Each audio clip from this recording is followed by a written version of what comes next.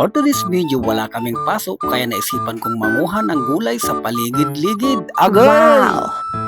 Siyempre, bago muna ako gumayak, ay nagkape muna ako mga kaaro. Siyempre, ang tinimpla ko ay yung paborito kong kape, yung black coffee mga kaaro. Dahil nga mangungula ako ng gulay, kumuha na rin ako ng aking mga gagamitin. Oh yes! Siyempre, bago ako umalis, pinakain ko muna ang aming nag-iisang rabbit sa bahay kaaro. Dahil siyempre, parang mga tao yan, kailangan din mag-almusal mga kaaro. Siyempre, dahil kumpleto ng aking gagamitin, halina't samahan nyo akong maghanap ng gulay sa paligid-ligid. Oh, wow! Siyempre, pagdating ko dun sa bayan ng kuya ko, nakakita na ako ng isang uri ng gulay. Ito ay isang saluyot kaaro. Siyempre, pag may saluyot, dapat din meron tayong labong kaaro. Dahil magandang kasama nito, pag nagugulay ka, ay ang labong kaaro. Siyempre, maganda ang saluyot kaaro dahil pag ito ang nilagay mo, siguradong napakadulas, agay! Uy, baka saan mapuntang usapan na to ha? Dito kaaro sa amin ay panay ang ulan kaya nagkakaganyan ang dahon ng mga saluyot kaaro. Ito ang kagandahan sa probinsya kaaro dahil kahit wala kang pera basta marunong kang dumiskarte ay wala ka nang puproblemahin sa iyong ulam, agay! Pagkatapos kong kumuha ng saluyot kaaro ay nakita ko naman tong baboy ng kuya ko. Ito pala ay isang native baboy kaaro.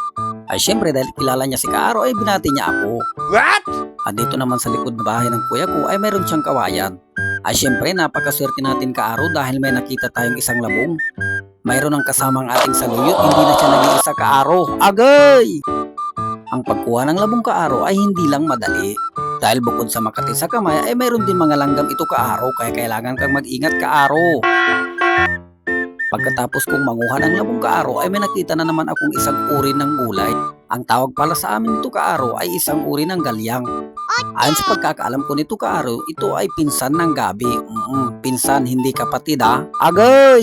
Dahil matagal na rin ako hindi nakatikim ito kaaro ay kumuha na rin ako ng tangkay nito. Dahil masarap itong gulayin kaaro. Pero mas madalas at tsara ang ginagawa nila sa galyang kaaro. Dahil hindi naman ito kagaya nung gabi na sobrang kati kaaro. Pero para sa akin kaaro, mas gusto ko pa rin to yung minugulay. Dahil pag fresh na fresh ang gulay kaaro ay maganda talaga pag sinasabawan kaaro. Dahil nasa likod na rin ako ng bahay ng kuya ko kaaro ay dumiretso na rin ako dito sa bukid. At nakita kong marami ng talbos ang mga kangkong dito kaaro. Kaya naisipan ko na rin kumuha para may kasama yung mga gugulayin ko kaaro. And of course, mega loud shout out kay Miss Vanessa Cervantes Han ng Busan, South Korea. And of course, Mr. Rane Dumakit ng Bulacan, agay! Siyempre, pagdating ko sa bahay, nagsimula na rin akong hiwain ang labong. Yay! At siyempre, sinunod ko na rin ang galyang kaaro.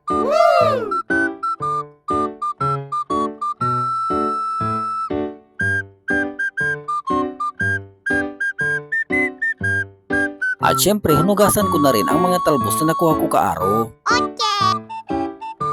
Naglagay na rin ako ng luya sa aking pinapakuluan na sabaw ng gulay kaaro. At syempre, nalagyan ko na rin ng pangmalakasang bagoong. At ang nakuha nating galyang kaaro.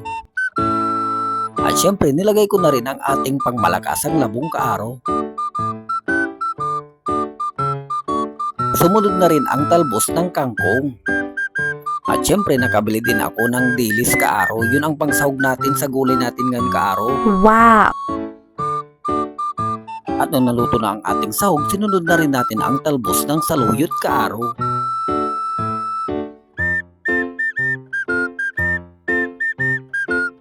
At nung naluto na ang ating gulay, nilagay na rin natin sa mangkok kaaro para makaumpisa na tayong kumain.